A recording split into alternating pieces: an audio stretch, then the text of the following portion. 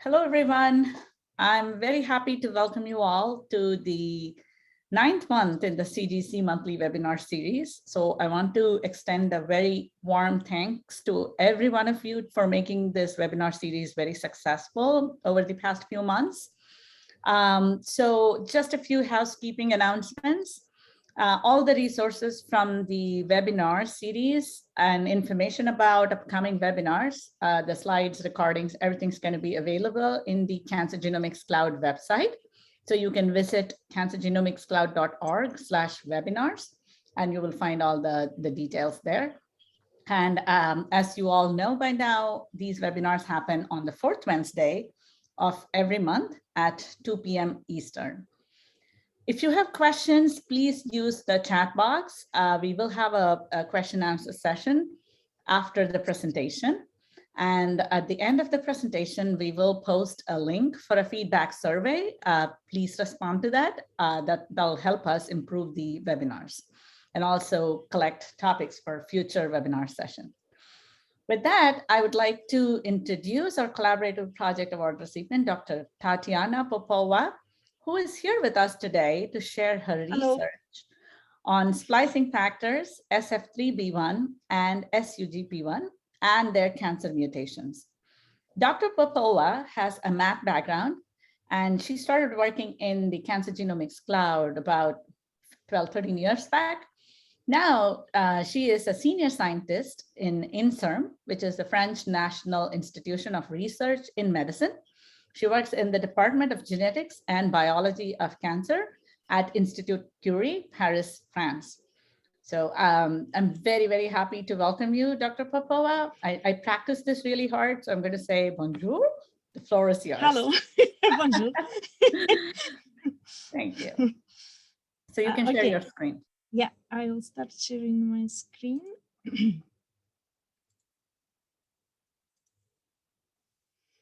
Yeah.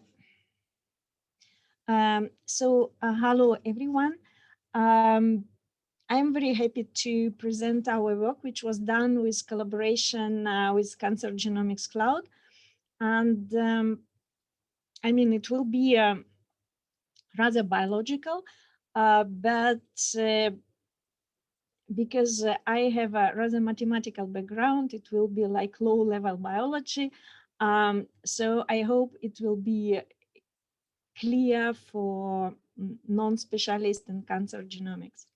The topic which I want to present you now, I named Le Grand et Le Petit.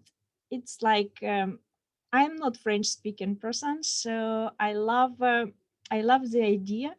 And it's come from some cartoon which shows something big and something small. And it's exactly the metaphor which I had when we were studying these two splicing factors, one of which is SF3B1, which is well-known splicing factor and which is the most highly mutated splicing factor in cancer. And the second one, and it's the Le Grand, the big one. And the second one is the small guy, SECP1, which we discovered recently as a genocopy of SF3B1. And now I want to present you how we did this discovery with the help of Cancer Genomics Cloud. This is our team, which was photoed in Institut Curie, Paris, which was photoed exactly at the time when we started our collaboration with Cancer Genomics Cloud. So it was in 2017. And here is the major players in this topic.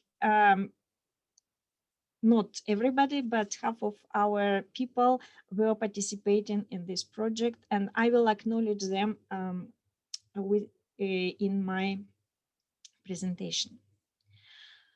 So our collaborative project with 7 Bridges was named Comprehensive Detection and Analysis of Mutant SF3B1 Splicing Pattern.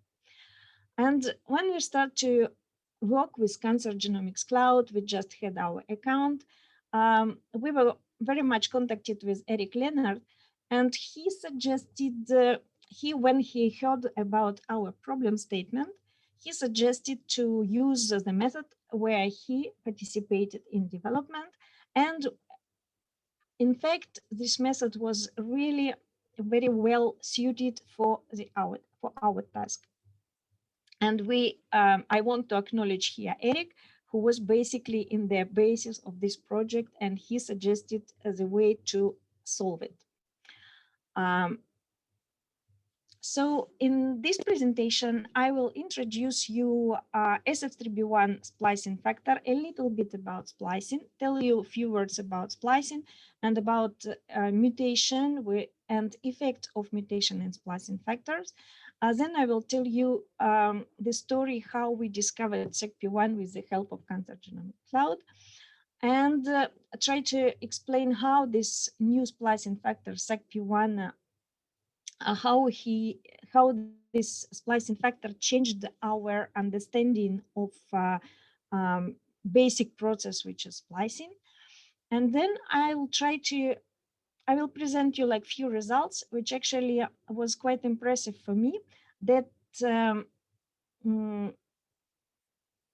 sequence Bloom3, which I present you some later. It's exactly the technique which was suggested by Eric, that in fact, this technique is quite useful in many problem statements. So we used it further on, and we found that this is quite a comprehensive measure of rare sequences.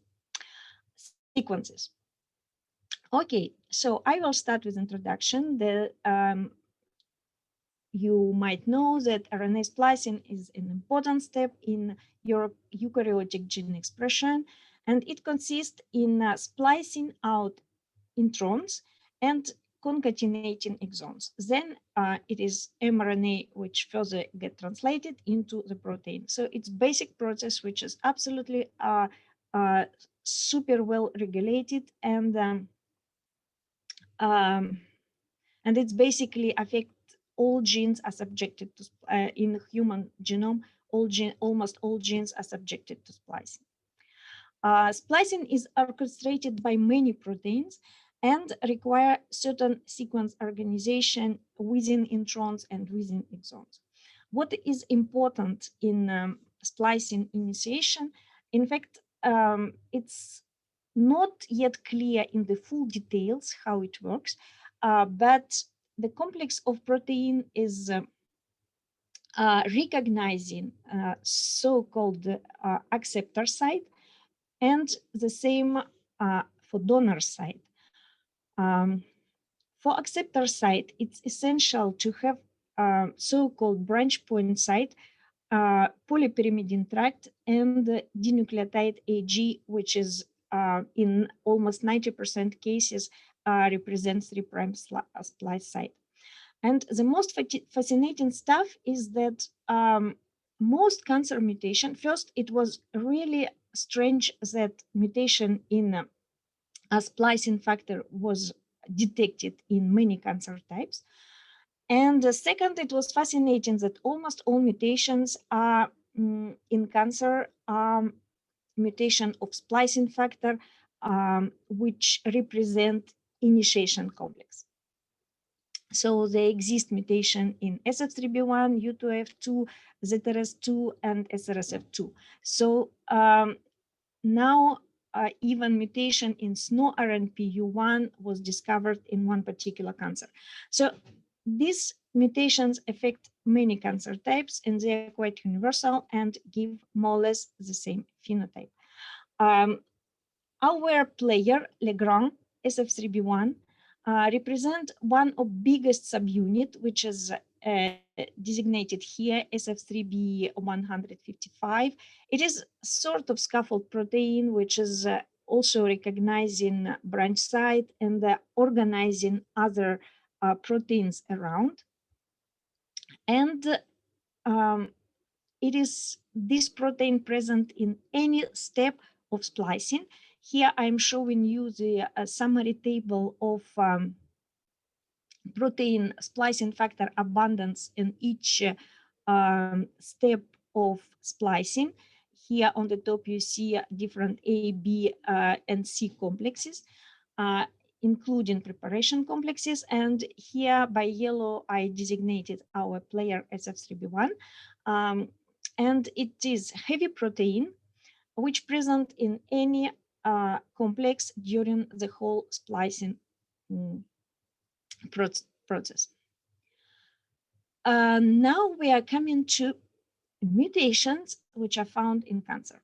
First, of course, this mutation were detected quite long ago. And why people are paying attention on this mutation? Because there is a hotspot. This is missense mutation, which affect SF3B1 gene.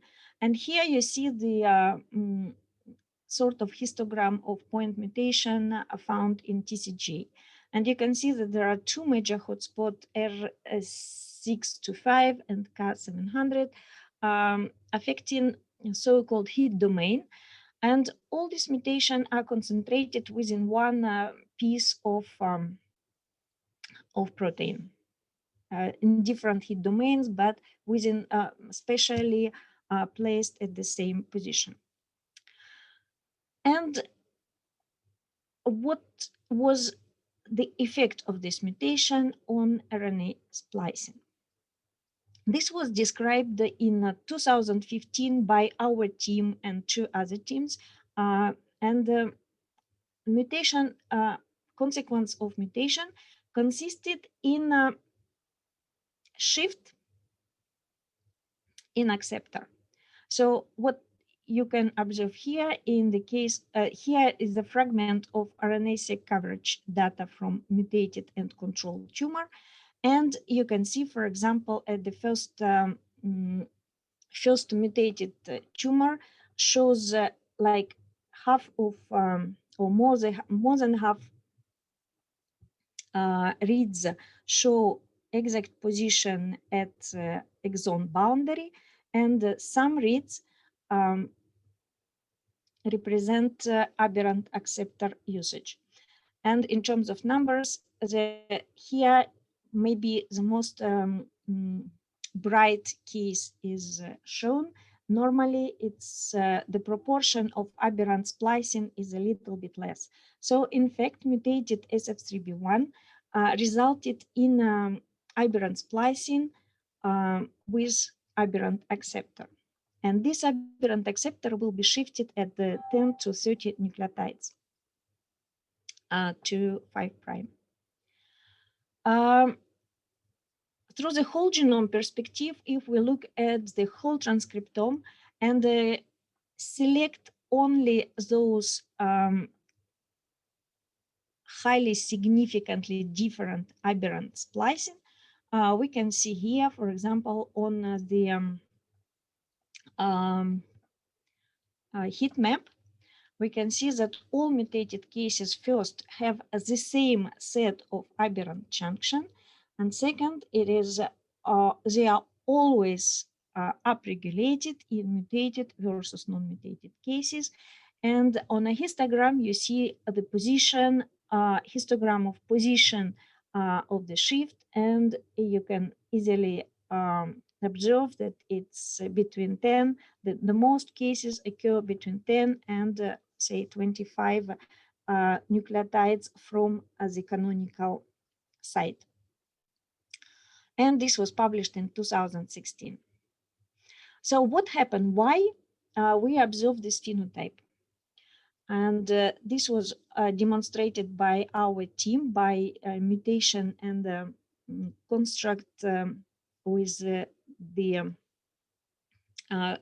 like molecular construct reproducing intron and exon, including branch point site. So what happened in the case of mutated SF3B1?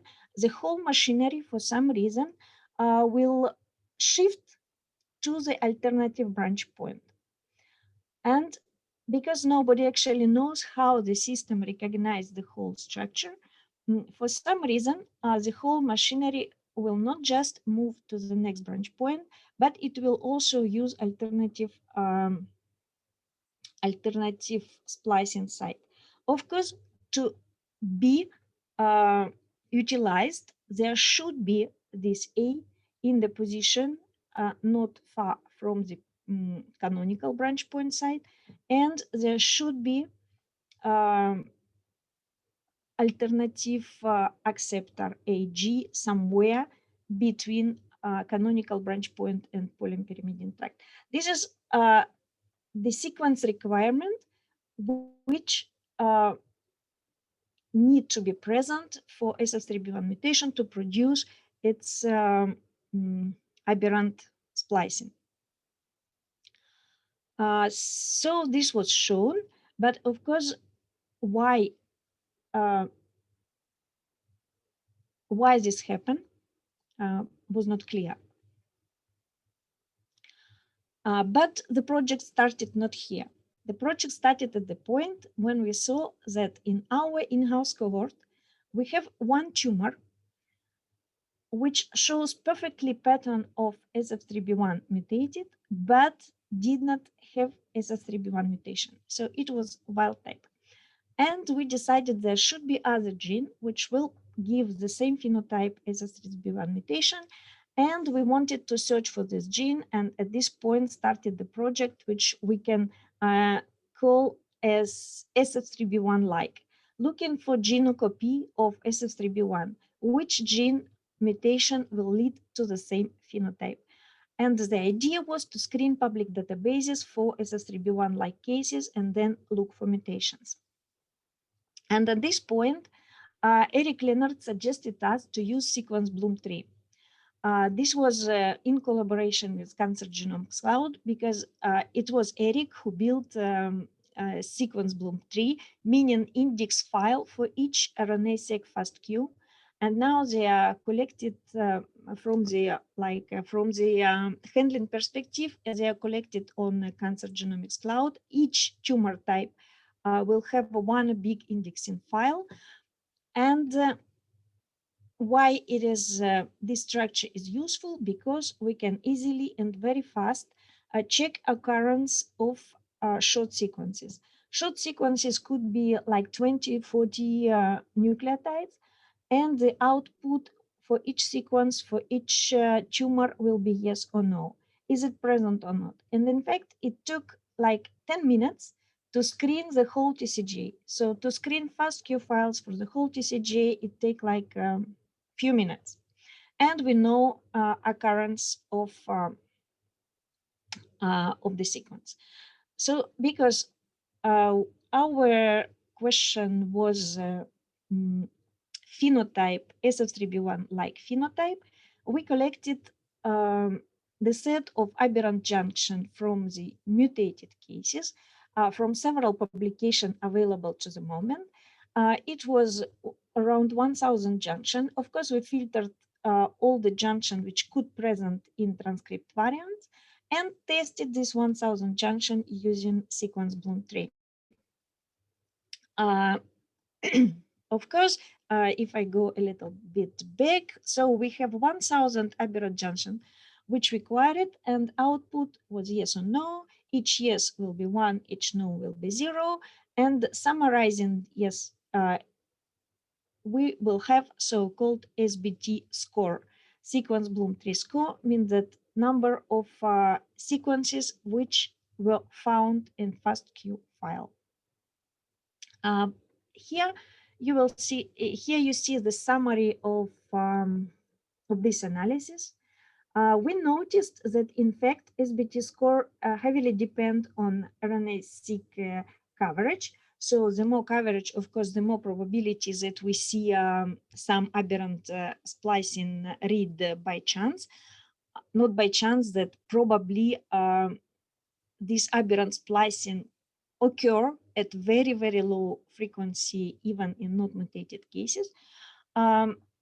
Because we saw this dependence, we actually use a linear model to cut cases which are suspected to be SF3B1-like.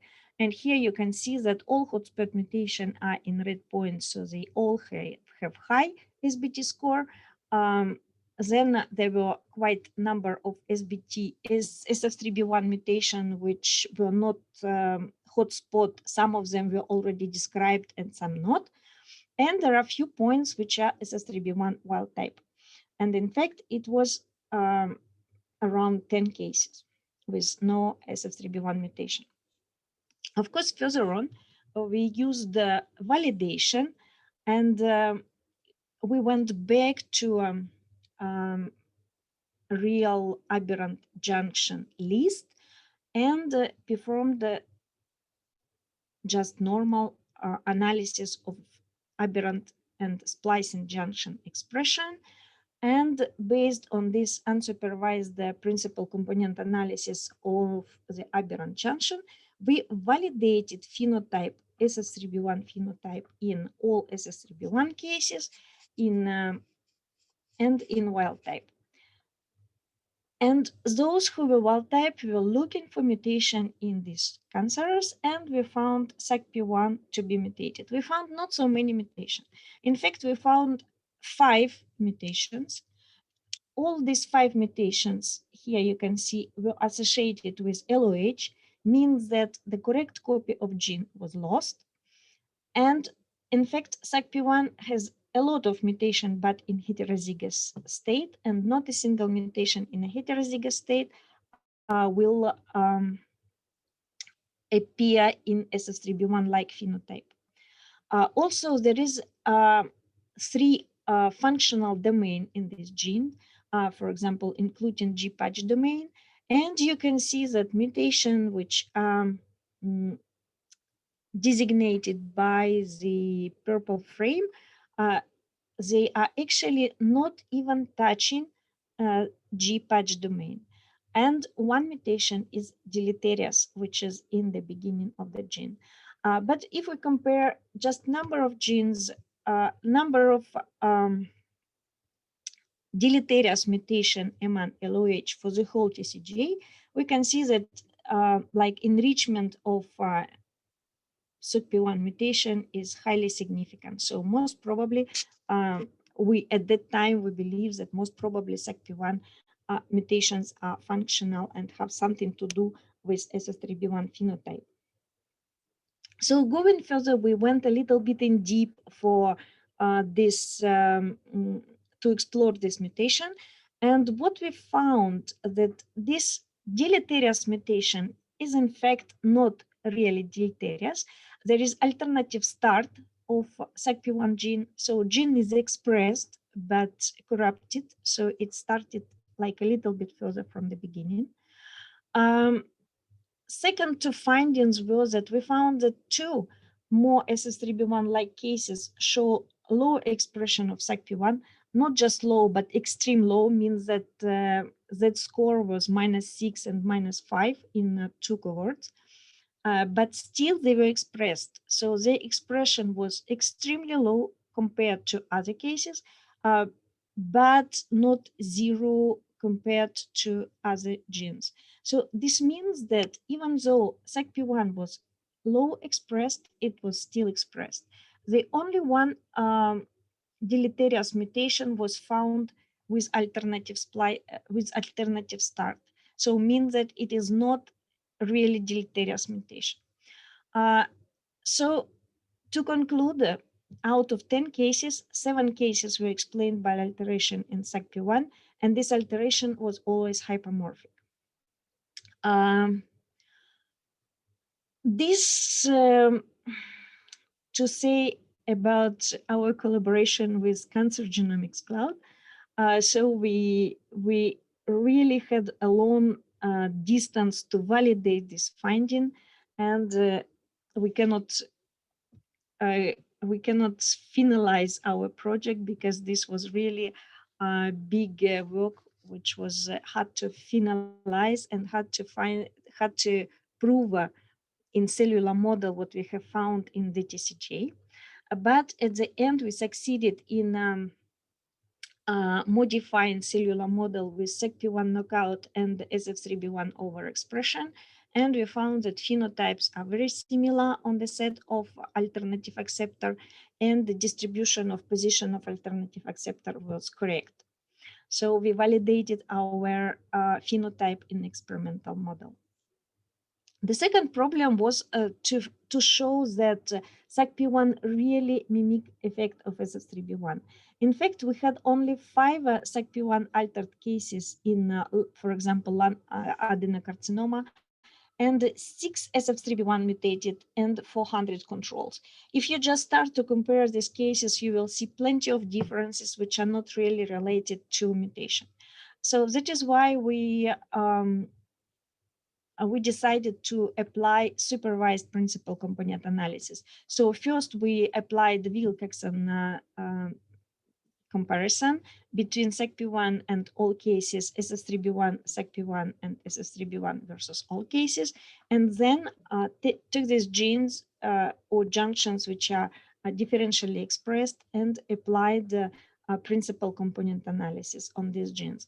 And what we have found that in aberrant 3' site, in aberrant junction with the aberrant 3' splice site, we see really distinction between SACP1 and SS3B1 mutation, and they are really different from the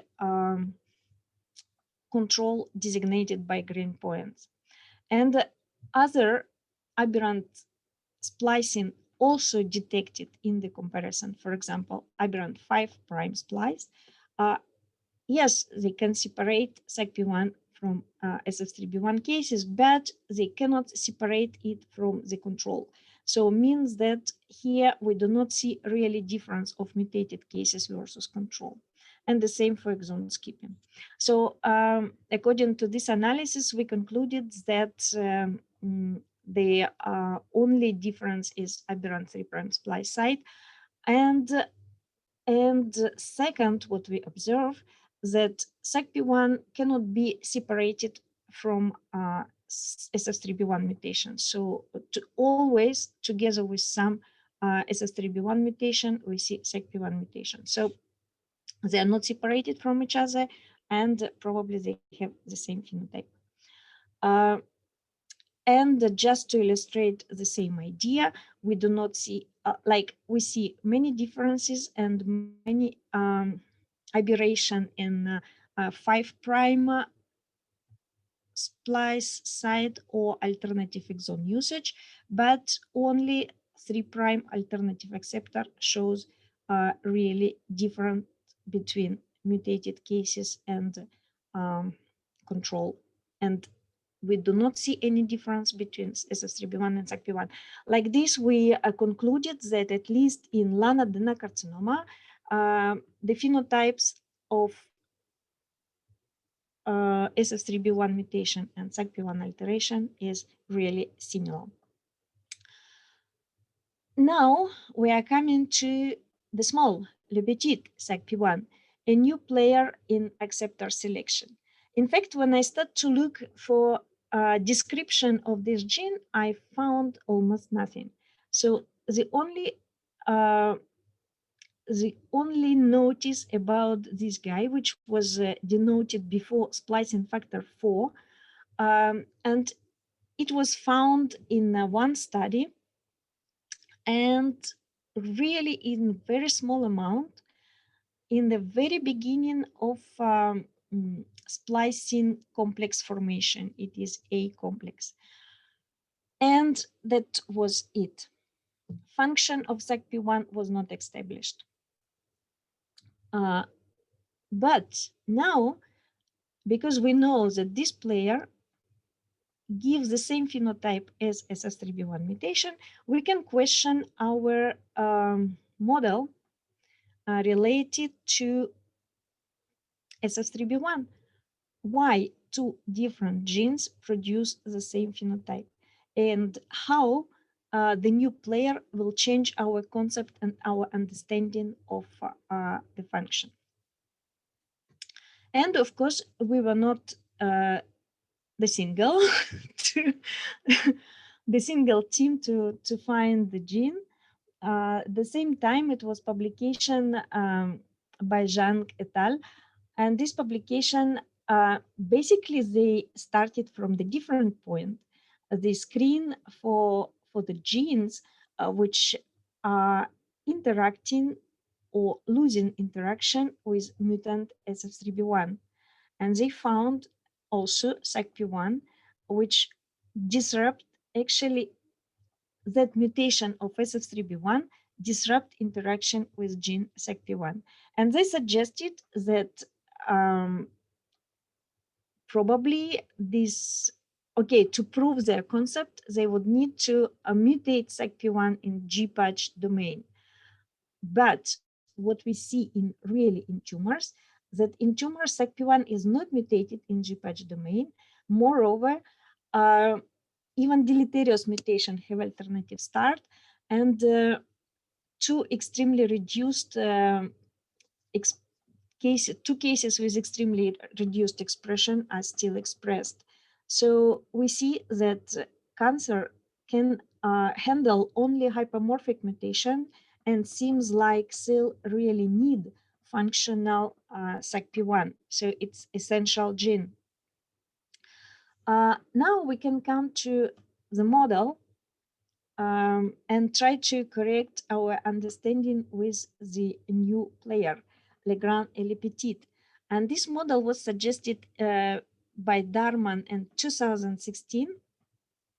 And in fact, when the intron have several like possible branch point, if it has cryptic 3' splice site and canonical splice site not far from each other, and cryptic is before branch point, then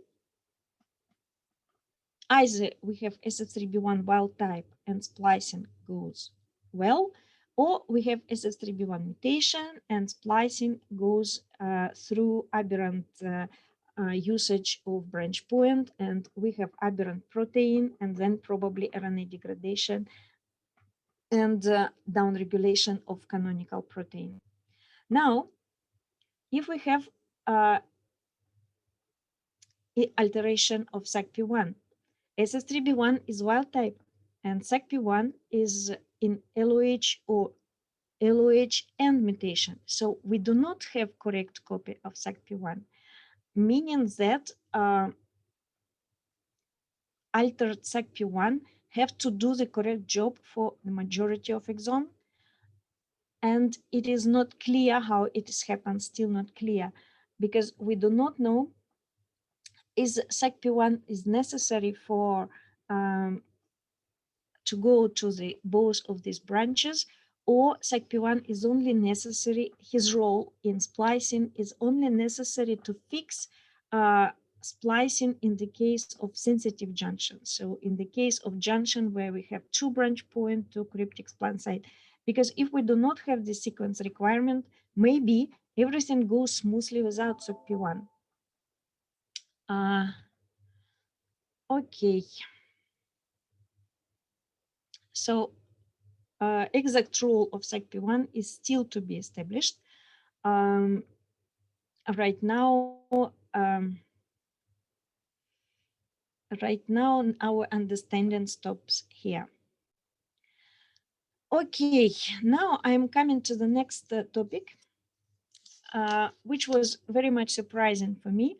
It is using sequence Bloom tree score for estimation of strength of SS3B1 mutation.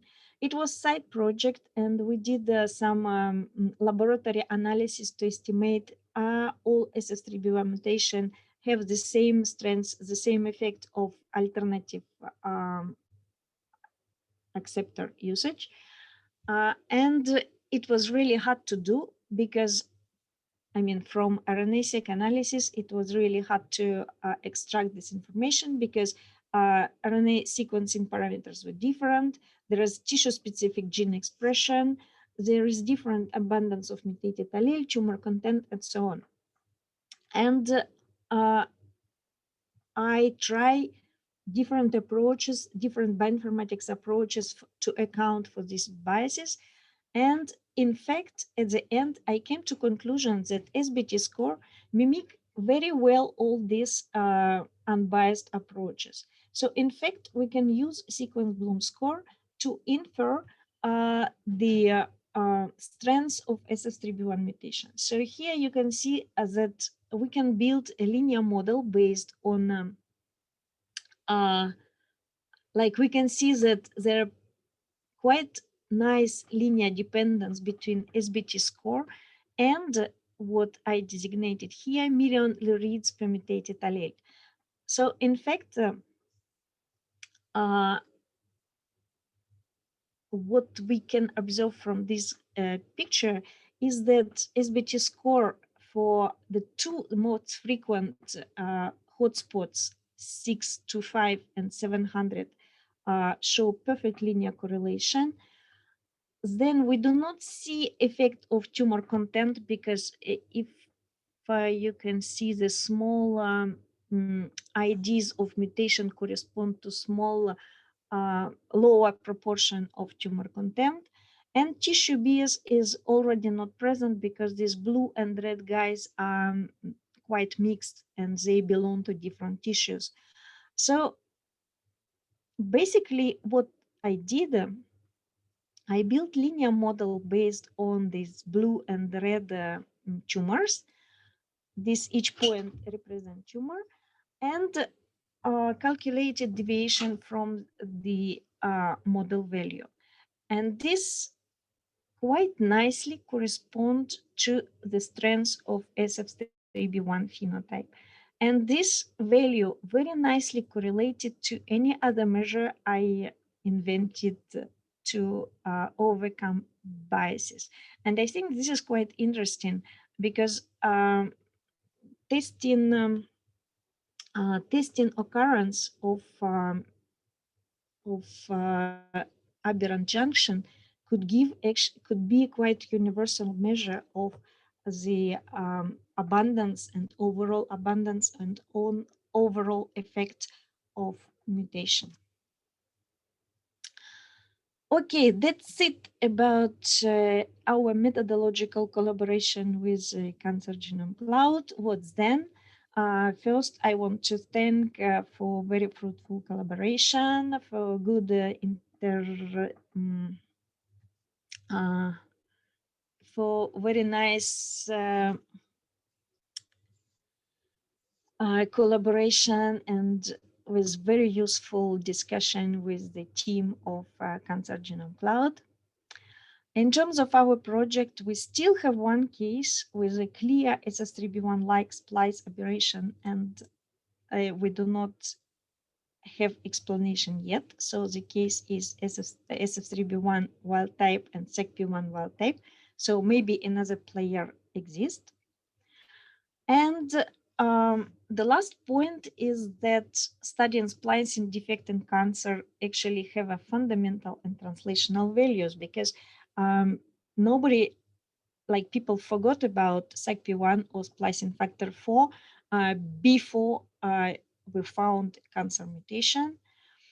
And why splicing mutation are so important in cancer? Because in fact, they produce a number of aberrant proteins which might serve as a tumor-specific neoepitope, and it might generate a response to future immunotherapeutic drugs.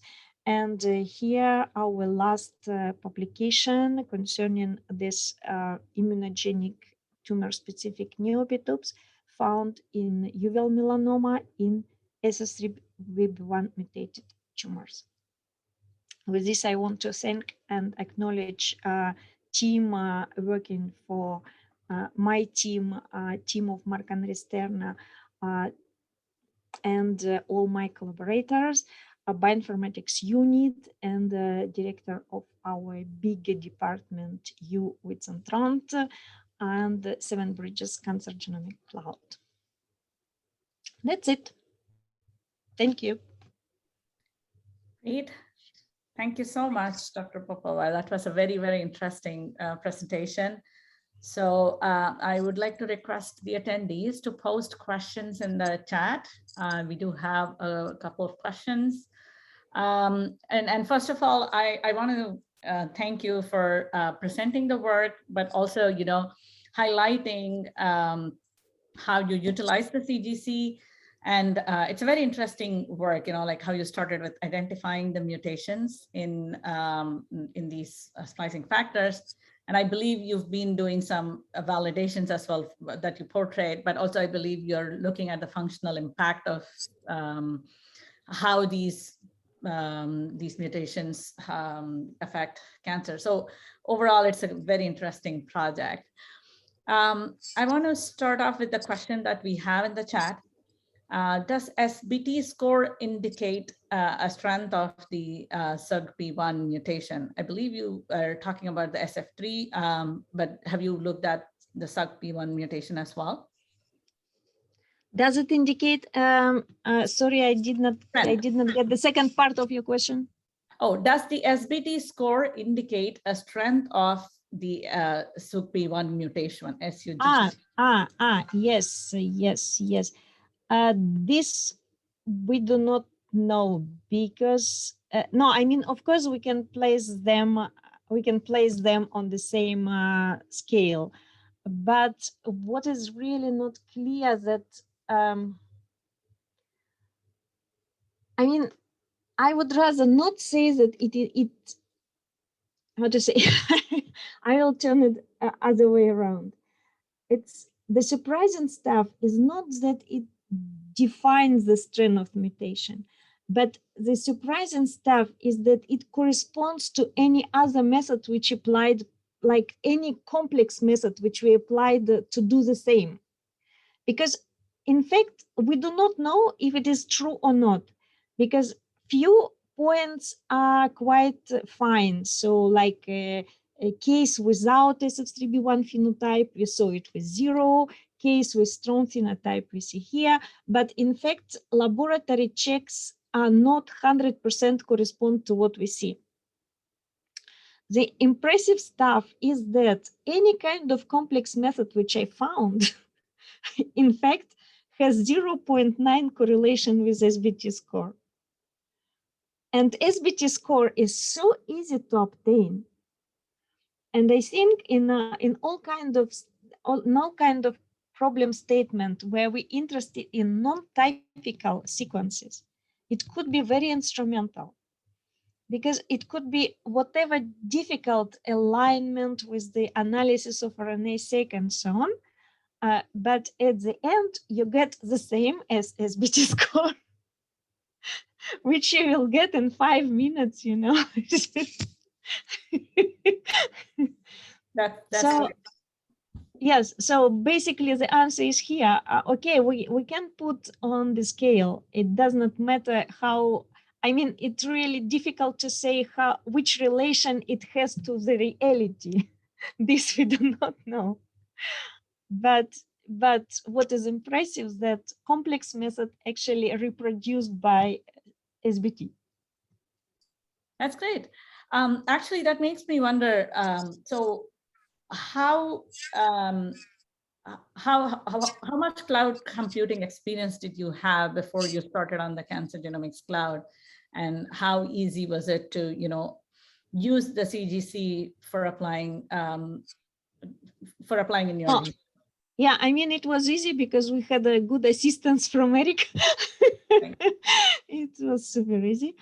And but of course, in the beginning, we spent quite a lot of time with the students to adapt, to get, but at the end, and of course, to the moment I was applying the same technique for some other problem statement, it was also quite impressive how nice it works and fast and so on. But basically, it is not we who establish the whole story. It's it was Eric, and we are yeah. Yes, great. Yes. So I mean, basically, this was real collaboration in the sense. Wonderful. Yeah. So shout out to Eric. Great. So one more question we have is, does SUGP1 have homologs in lower species that you're familiar with that could hint as to what the function could potentially be? I think first we should look, but I do not know. I do not know. In fact, we did not look, and nobody else looked because again, I had the really difficulty. Okay, we saw some mentioning in literature of this gene, but I wanted to find like paper which will show something like, okay, we found it here, and this was really difficult.